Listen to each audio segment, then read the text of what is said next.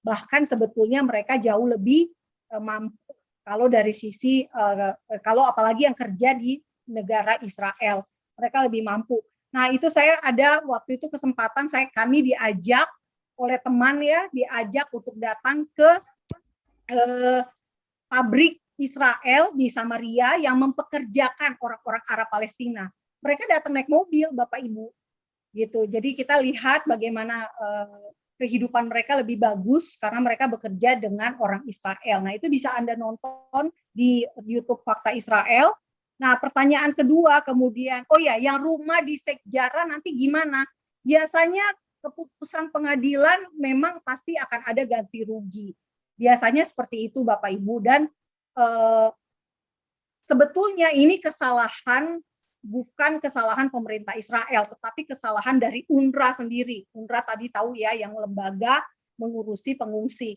Jadi ketika Israel mendapatkan kembali Yerusalem Timur, maka kan orang-orang itu kan memutuskan apakah mereka ingin gabung dengan Israel dengan tetap punya paspor Yordania dan tetap tinggal di Yerusalem Timur gitu ya Bapak Ibu.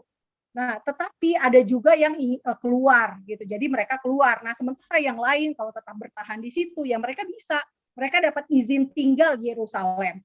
Nah, yang terjadi akhirnya mereka seharusnya diproses ganti ruginya itu oleh si UNRWA tadi. Tetapi sampai bertahun-tahun tidak ada. Dan juga mereka dijanjikan legalitas, sertifikat dan sebagainya oleh UNRWA, tetapi ternyata tidak ada. Akibatnya akhirnya mereka harus bersih tegang gitu ya dengan orang-orang Yahudi yang ingin menempati kawasan di Sekjara karena ada makam imam besar tadi. Nah, jadi rumahnya kalau misalnya Bapak Ibu lihat di video Sekjara di Fakta Israel itu jelas kok petanya. Cuma saya nggak masukin di sini. Jelas petanya Bapak Ibu bisa lihat sendiri posisinya di depan Sekjara itu ada 13 rumah. Di depan makam Yahudi itu ada 13 rumah. Nah, itulah yang nanti pengadilan akan memutuskan dieksekusi, digusur atau tidak. Kalaupun digusur, mereka akan dipindahkan. Sama ketika Gaza diberikan kepada Palestina, 1.700-an orang, 1.700-an kakak dari Gaza dipindahkan ke tempat lain dan diberikan uang ganti rugi.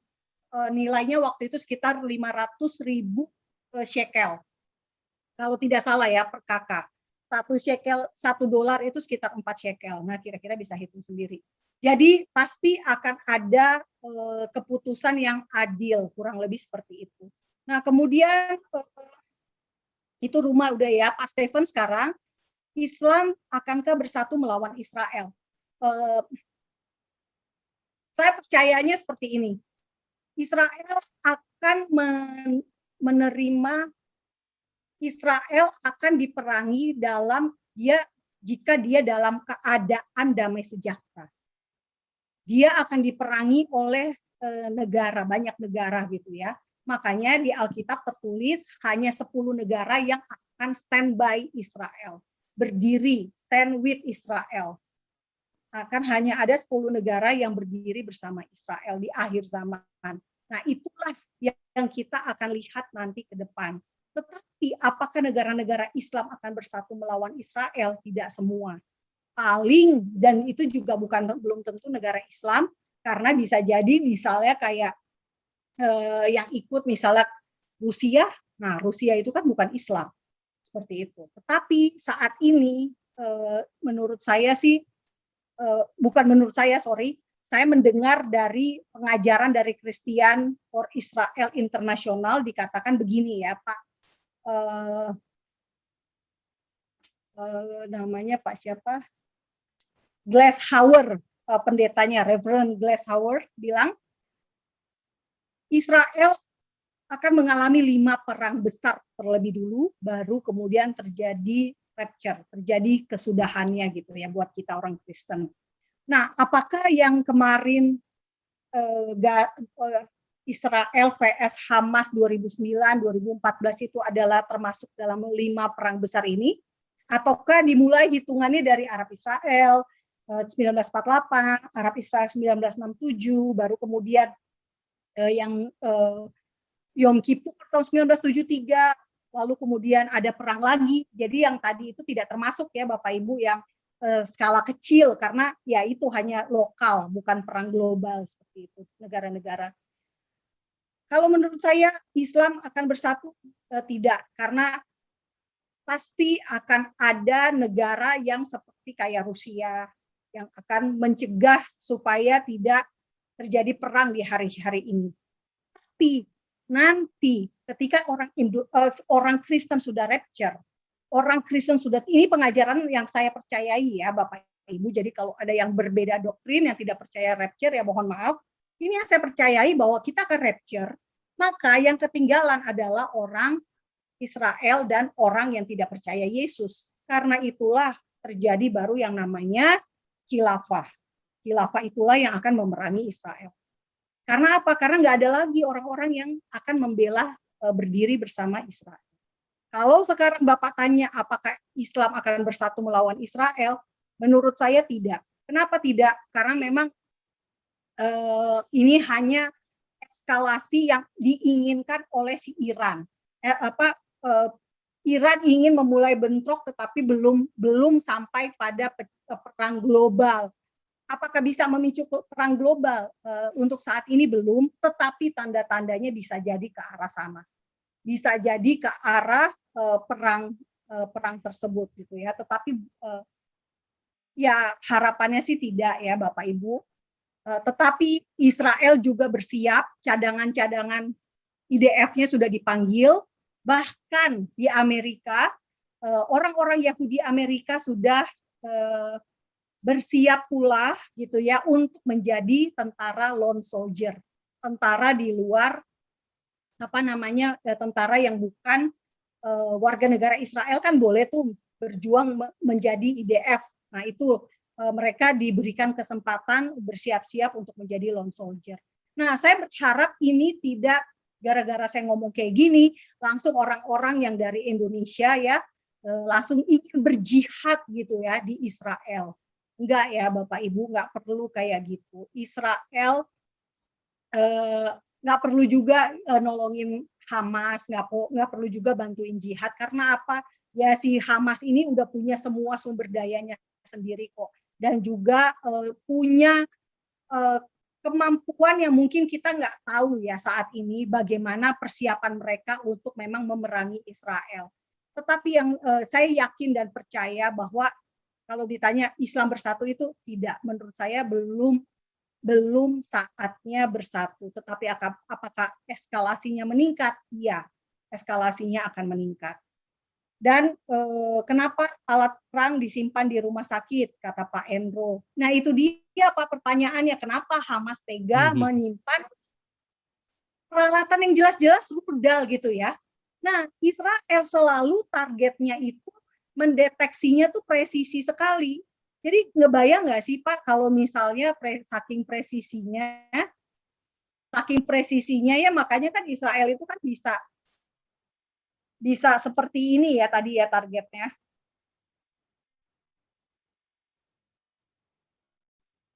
Ini. Ya kan? Ini yang tahun 2014. Dia hanya mau menargetkan ini loh. Itu saking presisinya.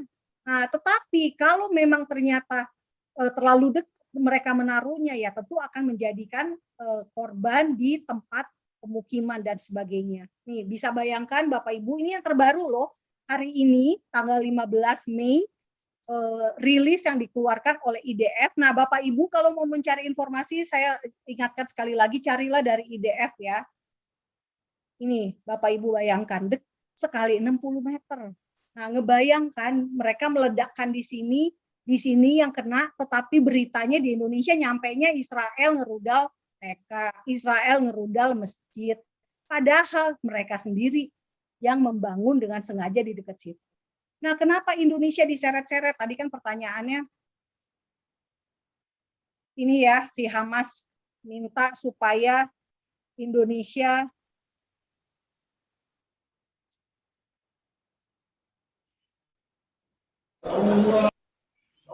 nih, Hamas minta Jokowi bela Palestina dan sebagainya. Kenapa? Ya karena tadi saya katakan Pak, saat ini negara-negara Arab sebetulnya bersahabat dengan Israel, bahkan Sudan, negara yang tadinya menjadi tempat masuknya senjata-senjata dari Iran untuk masuk ke Hamas, itu udah baikan sama Israel gitu.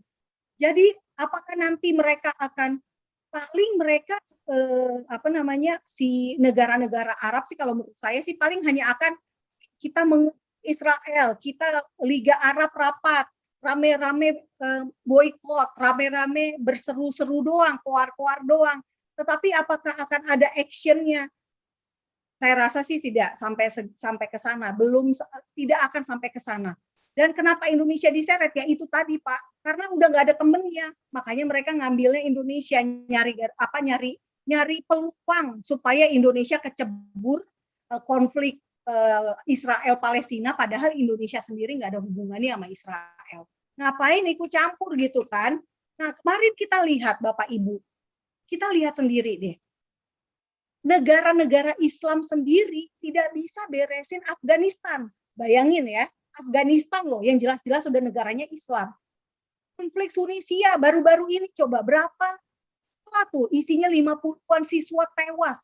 50-an siswa Syiah tewas dibom sama Taliban pas lagi Ramadan. Berapa banyak korban tewas selama Ramadan? Tolong di Google sendiri. Nah, itu kita bayangin, itu negara Arab nggak ribut, Indonesia nggak juga apa ya, nggak berat. Ada sih kecaman, saya baca dari Kemlu mengecam, tetapi juga maksudnya tidak tidak diberitakan secara masif, kurang lebih seperti itu. Berbeda sekali dengan apa yang diberitakan oleh media terkait dengan konflik Israel dan Palestina. Nah itu satu, negara Afghanistan aja nggak bisa diberesin oleh dunia Arab, gitu ya. Gimana mau ngeberesin Israel Palestina? Yang jelas-jelas sudah banyak banget ininya di dalam situ tuh yang pro dan kontranya tuh banyak banget. Akan ada yang tidak mendukung. Kayak kemarin aja kan, Qatar diboikot oleh negara-negara Arab Teluk nih. Musuhan sama Qatar. Gara-gara apa? Gara-gara Qatar menyokong Hamas. Sekarang baru-baru ini baikan lagi. Apa sekarang mau musuhan lagi gitu? Gara-gara ada satu negara atau dua negara yang bantuin Hamas. Gitu. Saya rasa orang negara-negara Arab ini akan konsisten. Kalau sekali mereka mengatakan Hamas itu teroris, nggak mungkin tiba-tiba mereka akan mengubah pernyataannya mereka. Makanya yang saya heran sekarang ini adalah orang Indonesia moderat, kemana suaranya? Indonesia moderat dukung kejahatan-kejahatan Hamas gitu ya. Orang Kristen juga sosokan pro Palestina. Ngerti nggak sih Palestina yang mana gitu ya? Palestina tuh ada Fatah, ada Hamas gitu kan. Anda pro Palestina yang mana? Gitu. Saya sering kadang-kadang ya, maaf ya saudara-saudara sesama umat Kristen, kita memang bersimpati, kita kasihan sama orang Palestina. Tapi kita juga perlu tahu juga dong alasannya kita kasihan itu apa. Gitu. Jangan mau kita jadi ikut-ikut terus. Oh karena semua mengutuk kita mengutuk, karena semua mengecam kita mengecam. Tunggu dulu Bapak Ibu, belajar dulu, buka dulu bukunya, dicari. Nih kenapa sih kejadiannya, apa sih yang penyebabnya dan sebagainya. Jadi kenapa bisa Indonesia diseret? Ya karena Indonesia satu-satunya peluang potensial negara terbesar Islam yang bisa diajak. Yang lain nggak ada. Gitu ya, Bapak Bapak Endro, maaf. Kemudian peran PBB gimana?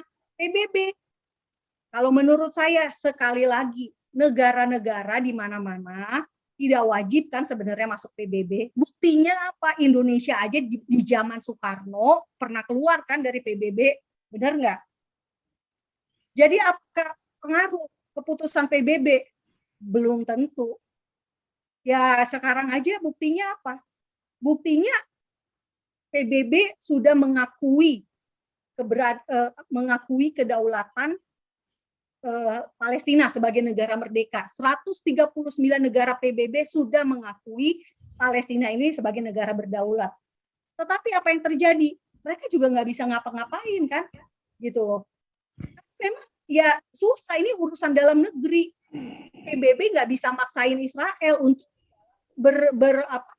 memberikan semua daerah-daerahnya untuk berdamai dengan Palestina. Nggak bisa dipaksain. Jadi peran PBB gimana?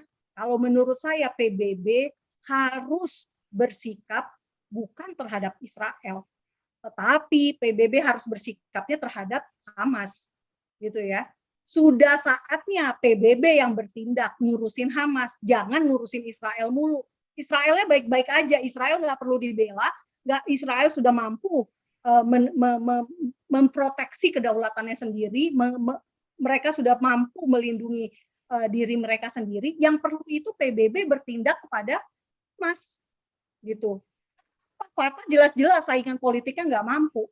Fatah sebagai pemerintah gitu ya, kayak kita nih di Indonesia, pemerintah yang berkuasa sekarang, kelompok apa? PDIP, Golkar, musuhnya lawan politiknya siapa? Demokrat, PKS. Kalau PKS di sini rusuh, pemerintah punya hak kan mengurus apa, bertindaklah terhadap PKS misalnya. Tapi di Palestina nggak demikian Bapak Ibu. Justru kebalikannya, si orang pemimpin Palestina ini bisa dicoba untuk dibunuh, bom mobil seperti itu. Bahkan coba Anda cek sendiri Bapak Ibu. Tahun berapa terakhir kali Abbas menginjakan kakinya di Gaza? Hampir 10 tahun lebih dia tidak pernah menginjakan kaki di sana. Karena dia udah mau dibunuh juga 2 kali oleh Hamas. Jadi segitu gitu ya. Jadi siapa yang bisa nolongin Hamas? Siapa yang bisa melawan Hamas? Ya perlu orang banyak yang mencegah Hamas ini bertambah besar dan memotong gitu ya, mengkat si emaknya ini loh, si Irannya ini. Nah sekarang Biden malah si dan yang tadinya udah disetop sama si siapa namanya, sama Trump, malah sekarang Biden mau bantuin Iran lagi kan. Jadi nggak heran nanti kita akan melihat peralatan perang lebih canggih lagi dari Iran yang masuk ke Gaza. Ini berkat duit siapa? Duit pajaknya rakyat Amerika. Nah, orang Amerika ini juga butuh kita doakan. Mungkin Pak Paul sekali waktu harus ngadain doa khusus ya untuk orang-orang Kristen di Amerika. Karena mereka ini pengaruhnya sangat besar loh. Negara kalau kita cek data UNRWA, duit terbanyaknya itu bukan dari negara Arab loh yang mensupport Palestina, tapi dari negara-negara Kristen, dari negara Amerika. Coba bayangin. Sementara orang Kristen di Nigeria, Boko Haram nyulik-nyulikin anak-anak dijadiin mualaf, pada diem aja nggak ngapa-ngapain. Nggak fair ya. Ini sih saya terus terang aja, saya benar-benar Amerika nih benar-benar perlu terobosan rohani yang luar biasa. Dan mungkin hamba Tuhan yang ada di sini bisa juga tuh berdoa ya buat ini ya. Dan peran Hamas mau ngapain? Ini sebenarnya Israel melawan siapapun dia hanya alat yang dipakai oleh iblis. Kita ngebahas Israel Bapak Ibu, kita harus datang dengan kepala perspektif bahwa ada dalam Alkitab. Artinya apa? Apapun yang kita tahu lawan musuhnya Israel itu semua adalah karena ingin melawan Tuhan. Iblis tidak suka dengan apa yang Tuhan kasihi. Tuhan mengasihi Israel enggak? Sangat. Tapi apa yang iblis lakukan? Ia berusaha supaya dikoyak-koyakin, dihancurkan, berbagai cara, Holocaust, Intifada, apalagi lah, perang Arab Israel pertama, perang Arab Israel kedua, perang Yom Kippur, semua cara dicoba. Tetapi hanya karena kasih karunia Tuhan aja Israel tetap eksis saat ini. Dan kalau kita nggak percaya bahwa Israel itu ada karena perlindungan Tuhan, mendingan Alkitabnya kita buang. Karena apa? Janji Tuhan nggak iya dan amin gitu ya. Janji Tuhan tuh alah ini zaman dulu, ini story kehebatan masa lalu. Tapi sekarang nggak ada buktinya gitu ya. Buktinya Israel keok sama Hamas, Israel keok sama Iran. Jadi kalau ditanya Hamas mau apa?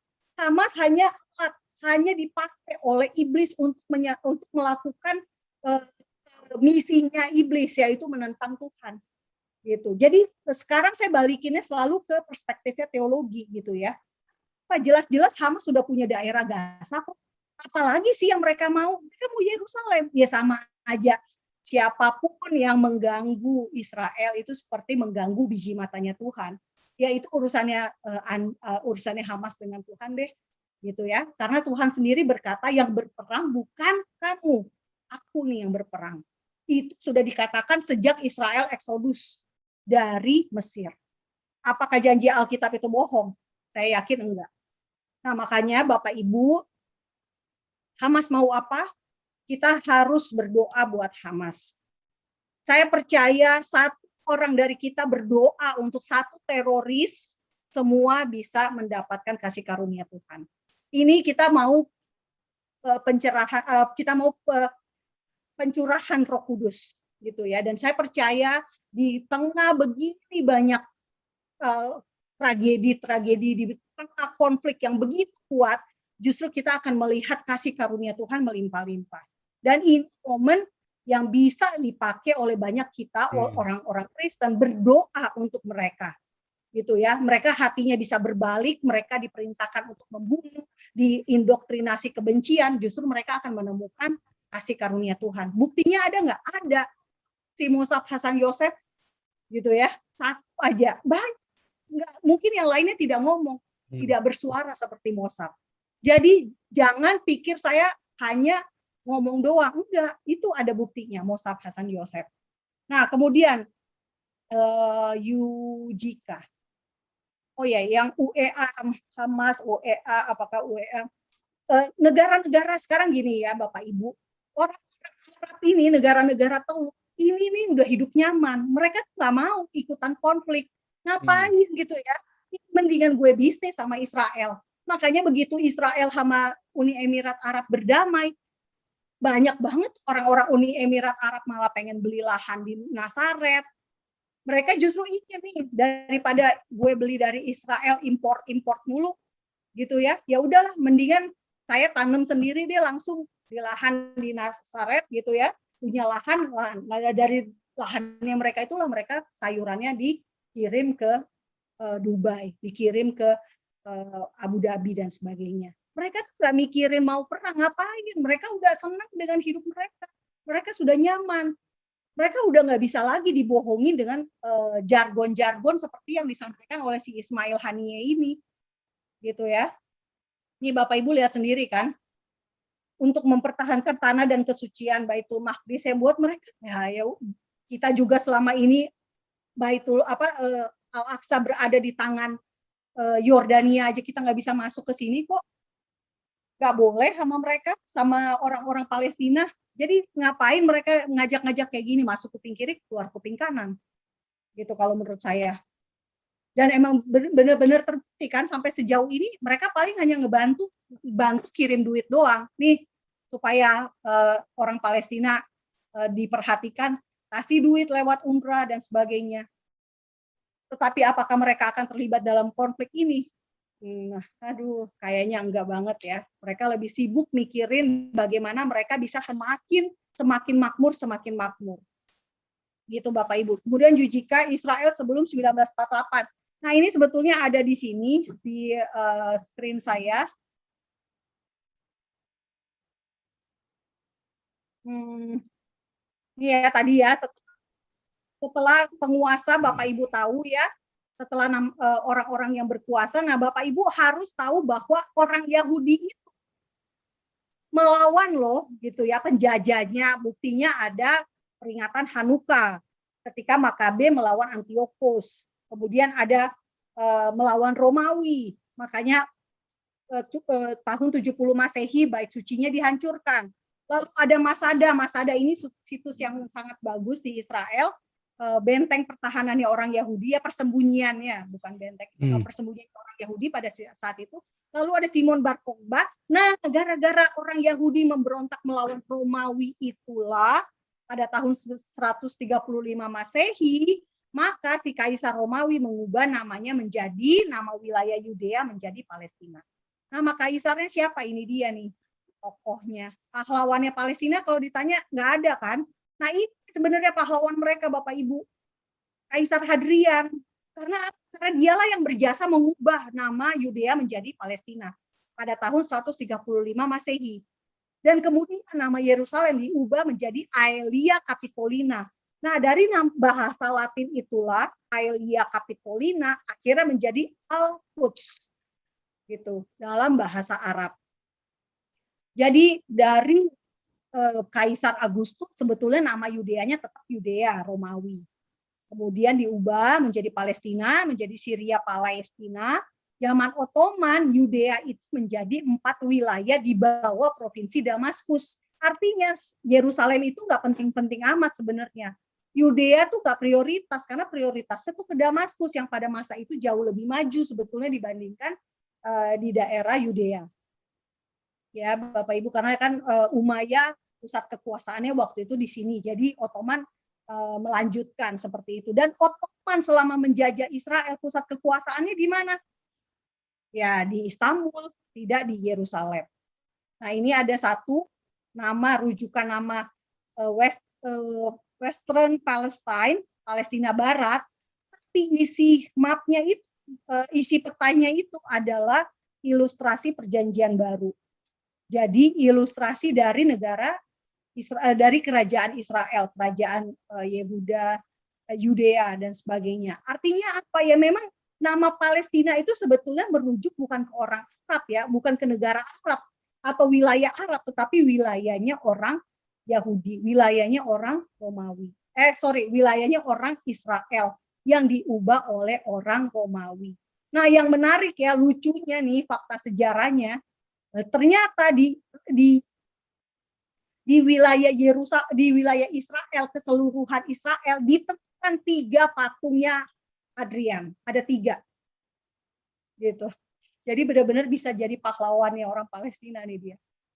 Nah, ini salah satu rujukan lagi Bapak Ibu, peta masa Ottoman, tapi tulisannya Palestine and Syria, Palestina dan Suria, tapi namanya ini Yudea ya, gitu.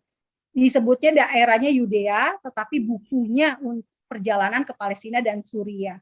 Artinya apa? Ya udah, Bapak Ibu tahu sendiri bahwa sebetulnya nama Palestina itu adalah nama yang diberikan oleh Romawi, bukan nama tanah itu, seluruh tanah itu dari dulu, enggak ada sejarahnya. Nah, ini Ottoman memberikan, ketika Ottoman kalah, Inggris yang berkuasa, maka Inggris, Balfour memberikan surat yang menjanjikan bahwa seluruh kawasan tersebut akan diberikan kepada orang Yahudi. Gitu ya. Suratnya tanggal berapa? Tanggal 2 November tahun 1917. Gitu. Nah, diberikannya kepada Rothschild. Rothschild ini siapa? Dia waktu itu adalah Presiden Kehormatan Federasi Zionis Inggris dan Irlandia. Nah, ini dia Bapak Ibu, mandat Inggris, harusnya ini semua daerahnya untuk apa? Untuk negara Yahudi, negara Israel. Tetapi yang diberikan adalah kepada akhirnya ya, setengah ini, tepi barat diberikannya kepada orang Yordania. Nah, orang Yordania, Raja Yordania sekarang, sebetulnya itu adalah keturunan aslinya dari Nabi Muhammad. Bukan yang di Arab Saudi. Jadi dia diberikan ini ya, tanah. Jadi sebetulnya orang Yahudi dengan legowo memberikan tanah, sudah memberkati gitu ya keturunan Nabi. Nah, jadi kalau misalnya tadi Pak Yujika tadi bilang Romawi sebut Palestina, iya betul, itu seperti itu tadi. Nah, bagaimana bisa jadi tahun 1988 ada Arab Palestina, tahun 1988 kita ke situ ya Pak. Ini tembok ratapan tahun 1920, sudah ada orang-orang Yahudi ya, ini di masa Inggris. Nah, ini ada kesamaan sejarah antara yang terjadi baru-baru ini Bapak Ibu dengan yang terjadi di tahun 1920. Jadi orang-orang Arab Palestina tahu, orang-orang Arab Palestina ini adalah orang-orang Arab keturunan yang mendiami tanah Israel dari Umar bin Khattab sampai saat Inggris itu ya, sampai sekarang kurang lebih seperti itu. Nah, Zionis asal Rusia, si Joseph ini, dia tewas karena mempertahankan diri dari serangan orang Arab tahun 1920. Nah, mereka itu demonstrasi di depan kawasan yang sama yang terjadi kemarin, Damaskus Gate, gerbang Damaskus. Kemarin itu orang-orang dari wilayah-wilayah orang-orang Arab dari wilayah Yerusalem Timur berbondong-bondong ingin masuk ke dalam Masjid Al-Aqsa. Ini nih jalan ke sini nih ke bawah sana Bapak Ibu, langsung menuju ke Masjid Al-Aqsa. Nah, nanti saya kasih lihat ya gambar aslinya. Nah, mereka tahun 1920 sama melakukan hal yang sama. Jadi roh yang sama dulu terulang lagi di tahun 2021. Nah, ini kemudian mandat Inggrisnya dibagi dua ya, jadi Transjordan, jadi Yordania, ini harusnya tetap Jewish Palestine, tapi karena ada pemberontakan, ada kerusuhan Bapak Ibu, makanya ada pembunuhan orang Yahudi di Hebron, 47 orang tewas karena kerusuhan Yerusalem, diserang oleh orang Arab, gitu ya. Nah, ini pasukan Inggris aja benar-benar nggak bisa ngapa-ngapain gitu. Dan mereka memberlakukan undang-undang syariah. Jadi orang-orang ini revolusi pada tahun 1929 dan akibatnya adalah terjadi kemudian juga pemberontakan revolusi Arab yang kedua. Aktornya siapa sih? Pak Haji Amin El Husseini ini. Bagi orang Indonesia nih dia pahlawan loh.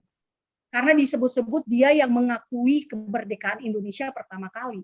Banyak orang Indonesia tidak tahu bahwa dia sebetulnya kabur dari Yerusalem karena pemberontakan revolusi Arab ini. Jadi dia itu dicari sama pemerintah Inggris, makanya dia kabur ke Irak, dan di Irak dia bikin pemberontakan anti Yahudi yang sama. Gitu ya, bayangin, gila banget. Nah, itulah yang terjadi Bapak Ibu, dia memberontak, melakukan provokasi sehingga terjadi revolusi Arab ya, menentang orang Yahudi, dan juga ternyata salah satu kaki tangannya dia ada kaitannya gitu ya, membunuh Raja Yordania yang pada saat itu Yerusalem menjadi di bawah Yerusalem Timur berada di bawah Yordania. Raja Yordania dibunuh di depan Masjid Al-Aqsa. Nanti ini another story lah, nanti kita bahas. Akhirnya karena berbagai pemberontakan Arab itu, akibatnya tanah yang sebetulnya harusnya buat orang Yahudi itu menjadi tanah buat dibagi dua. Nah, kenapa berantakan begini? Yaitu sebetulnya dari hasil yang dibagi oleh berdasarkan populasi ya, populasi, karena 1948 sampai 1967 Gaza itu dikuasainya oleh siapa? Oleh Mesir, ya kan? Nah, makanya banyak orang keturunan Arab di sini gitu. Kemudian ini juga banyak orang Arab, kenapa ya? Karena waktu itu Yerusalem Timur, tepi barat dikuasainya oleh si Yordania, bukan Palestina. Nah, baru kemudian dibagi dua untuk menjadi wilayah Arab Palestina, yang merah Bapak Ibu, yang biru Yahudi Palestina. Jadi namanya Palestina itu melekat di keduanya. Nah, Israel menerima, tetapi kemudian si ini menolak, Arab Palestina menolak. Nah, ini dia petanya ya, jadi petanya. Jadi kalau Bapak Ibu mendapat peta seperti ini, Anda harus bertanya, sebelum tahun 1947 yang berkuasa di tanah ini siapa? Gitu ya. Mereka akan bingung jawabnya. Nama pemimpinnya siapa? Mereka nggak akan tahu jawabannya. Siapa nama pemimpin Palestina di historic Palestine ini? Gitu. Jadi ya ini peta yang tertukar menurut saya. Ini harusnya peta ini seluruh wilayah ini milik orang Israel yang dibagi dua gitu ya. Ini peta yang tertukar nih. Akhirnya diklaim oleh orang-orang pro Palestina bahwa Israel yang merampas tanah mereka karena namanya sama, padahal namanya diganti sama orang Romawi. Bapak Ibu ingat kita waktu zaman Belanda itu dinamakan apa? Hindia Belanda. Ya kan? Kita akan memperingati kebangkitan nasional nih nanti. 20 Mei. Dulu kita namanya apa? Hindia Belanda. Apakah yang berarti yang nama Hindia Belanda itu orangnya orang bule-bule? Enggak, ya orang Jawa, Sunda, semua Manado, Ambon dan sebagainya. Gitu ya. Jadi klaim nama harus kita kontekskan juga ke Indonesia. Waktu Indonesia namanya Hindia Belanda, yang dijajah kan orangnya bukan orang merujuknya bukan ke orang Belandanya, tetapi ke orang Indonesia. Gitu. Nah, akhirnya Israel lahir kembali, namanya masih sama ya Bapak Ibu, Palestine. Ini koran New York Tribune Sunday. Masih namanya Palestine nih petanya.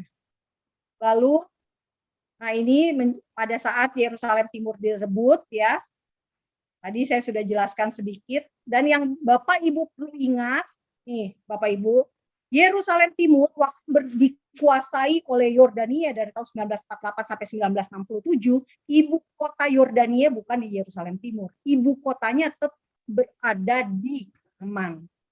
Jadi Yerusalem nggak bagi komunitas Islam pada masa itu nggak ada hubungan yang nggak penting-penting amat gitu ya.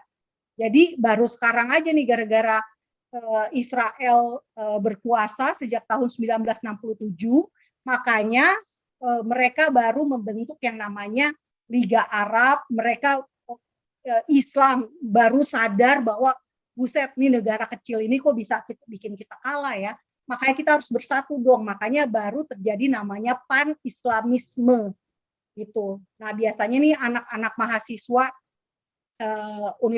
universitas Islam nih tahu betul lah kapan dimulainya pan-islamisme.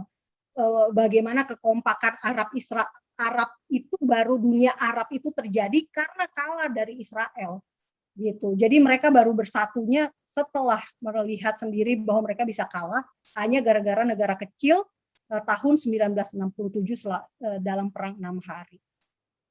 Nah ini tadi kan si Bapak siapa Jujika bertanya tentang Arab Palestina tahun 1988. Betul Bapak, Yasser Arafat sudah mendeklarasikan tahun 1988 di depan Liga Arab yang waktu itu ada acara kongresnya di Aljazair, mereka Arafat mendeklarasikan kemerdekaan.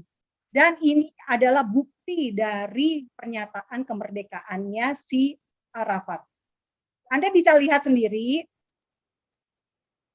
saya stop share dulu. Di sini ya, saya akan memperlihatkan, sorry ini udah benar tadi. Di sini. Anda bisa,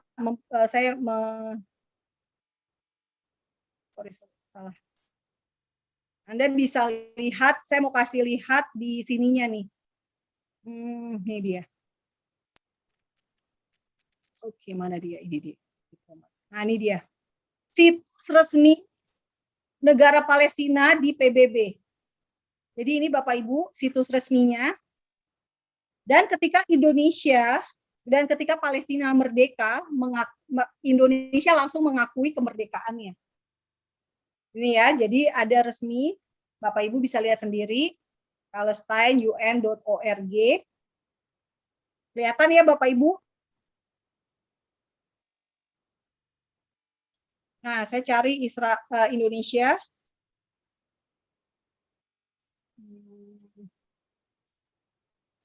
Ini situs resmi. Nah, Indonesia mengakui kemerdekaan Palestina tanggal 15 November 1988. Tetapi memang pernyataan yang keluar di negara kita, kebijakannya adalah ini. Isu Palestina belum merdeka dan sebagainya. Jadi ya bahkan dibilang satu-satunya negara peserta Konferensi Asia Afrika yang belum merdeka itu hanya Palestina. Padahal jelas-jelas Palestinanya di sini memasukkan Indonesia sebagai negara yang sudah mengakui kemerdekaannya si Palestina. Gitu ya. Jadi memang ada perbedaan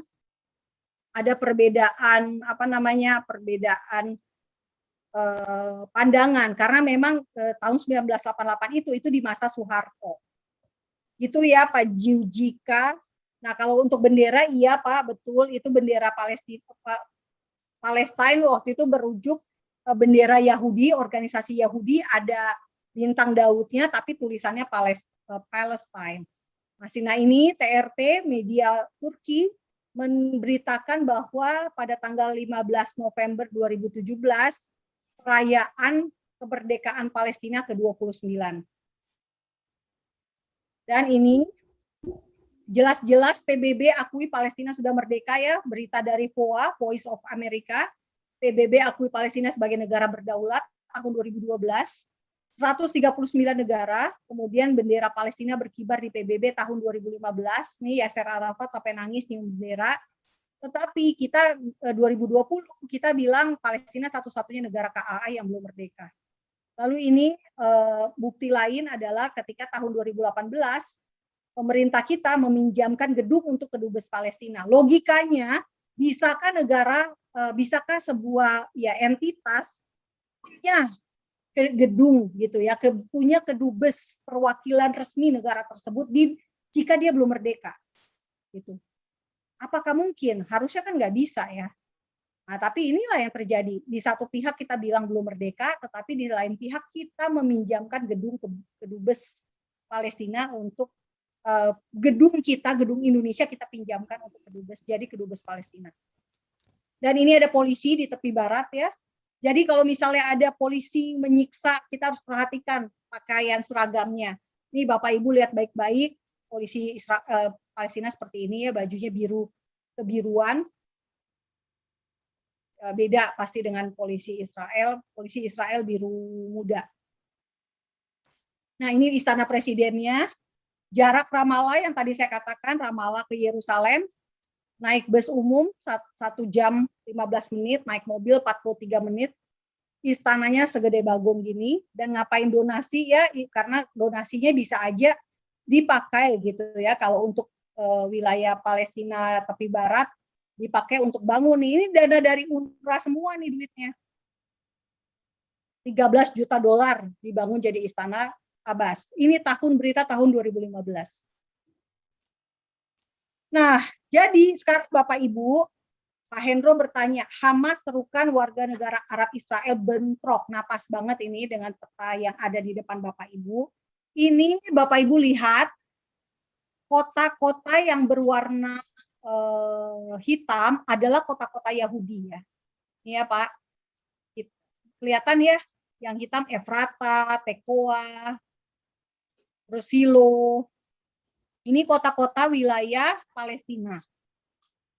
Wilayah Yahudi. Nah, yang warna orange itu janin tadi ya, kota-kota wilayah di tepi barat yang untuk orang Arab. Nah, Israel itu bisa hidup berdampingan ya. Orang Yahudi itu bisa hidup berdampingan dengan orang-orang Arab, nggak masalah buat mereka. Karena ada juga orang Yahudi dari negara-negara Arab ya, Maroko, orang Yahudi Mesir misalnya. Nah, jadi Pak Endro, kenapa Hamas serukan warga negara Arab Israel bentrok? Yaitu tadi Pak, mereka ingin terjadi intifada ketiga kalinya, perlawanan terhadap Israel, sehingga kalau terjadi intifada meluas di seluruh daerah sini, Israel akan sangat kerepotan. Semakin banyak kekacauan, akan ada banyak, semoga tidak ada bom bunuh diri ya seperti waktu intifada sebelumnya. Nah, yang ingin dicapai adalah Israel menyerah. Kenapa? Karena Israel itu modelnya tuh gini, lebih berharga menyelamatkan nyawa daripada menyelamatkan tanah gitu ya. Jadi mereka lebih protektif terhadap nyawa-nyawa orang Yahudi, karena orang Yahudi itu jumlahnya sedikit banget, seluruh dunia hanya 14 juta, orang Yahudi di Israel hanya 7 jutaan, 8 jutaan, seluruhnya ada 9 juta. Jadi mereka tuh lebih penting menyelamatkan satu nyawa daripada mereka ya udahlah tanah juga kamu bisa tinggal di daerah sini gitu kira-kira ya. Sebetulnya maksudnya kalau diperhadapkan ke kondisi pilihan antara orang apa tanah, mereka pasti akan pilih orang. Nah, itulah yang dikejar oleh orang-orang ini gitu ya, orang-orang Palestina Hamas ini.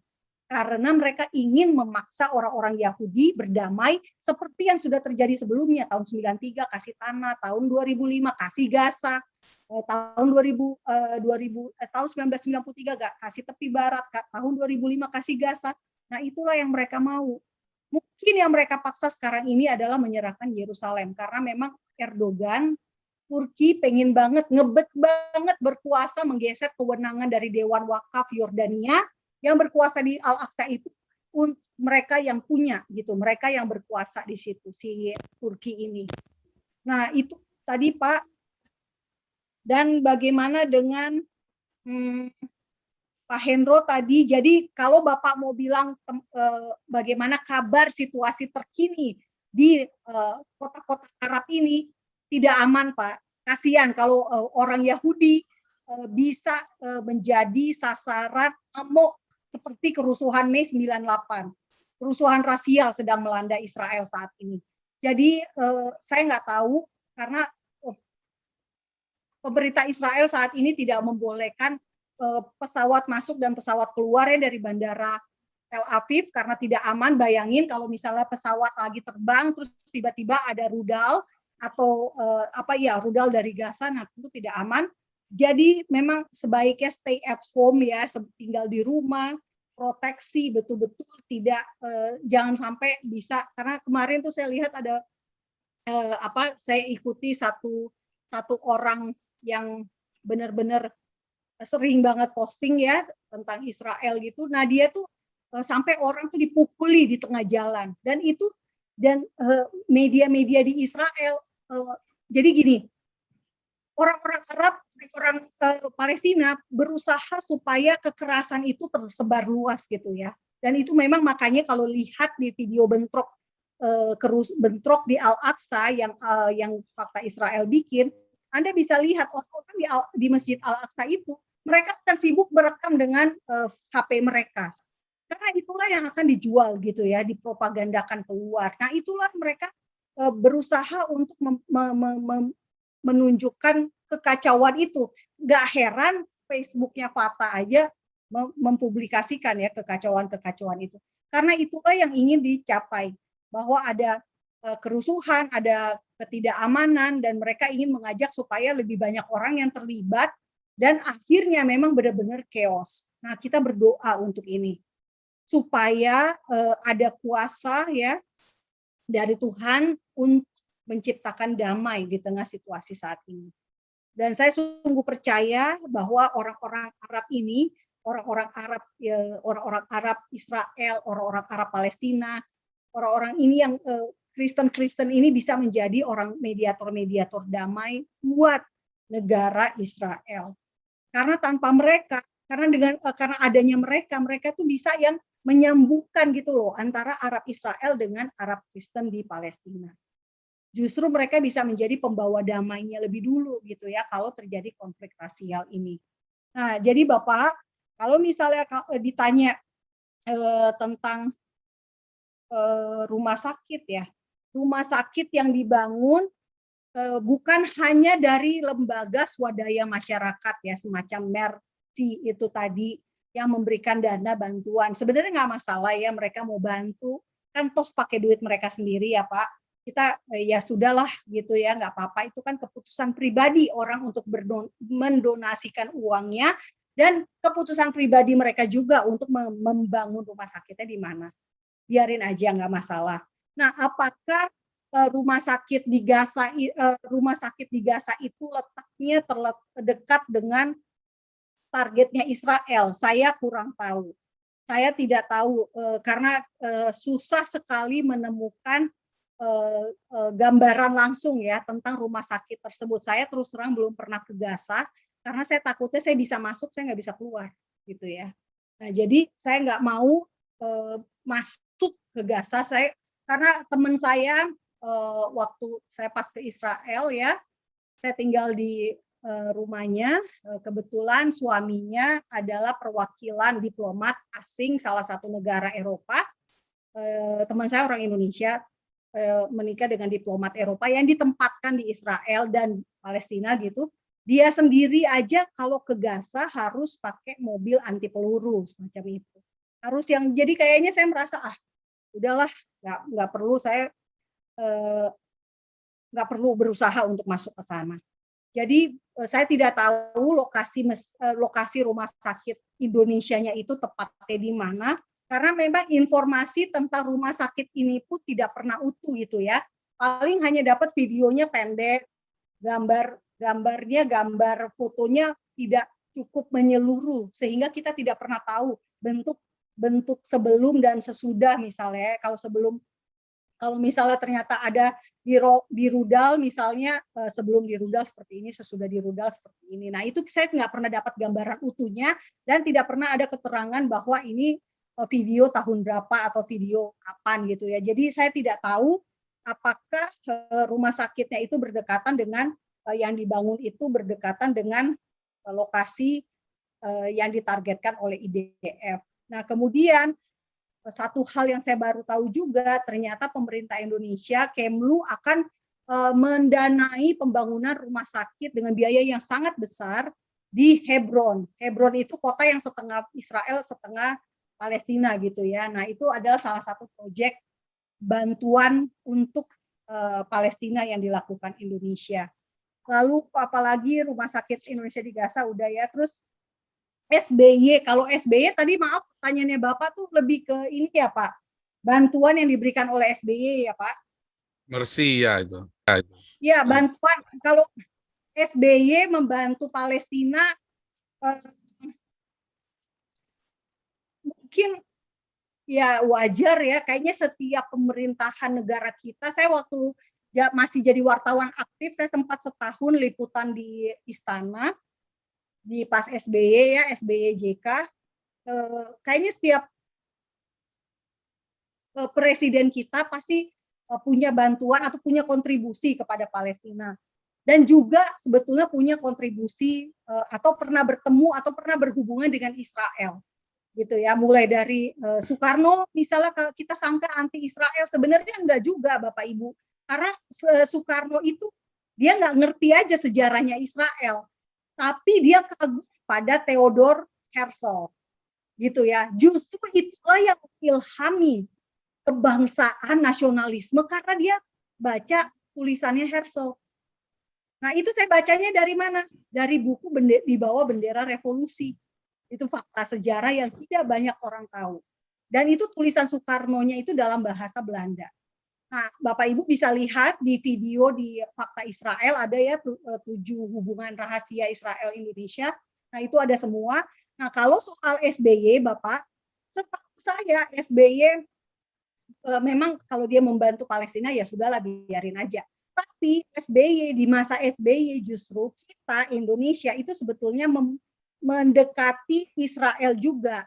Karena apa? Pasukan perdamaian dari Indonesia yang ditempatkan di Lebanon, UNIFIL, hanya bisa gitu ya, syarat sebuah negara menjadi pasukan keamanan adalah persetujuan dari dua negara yang bertikai itu.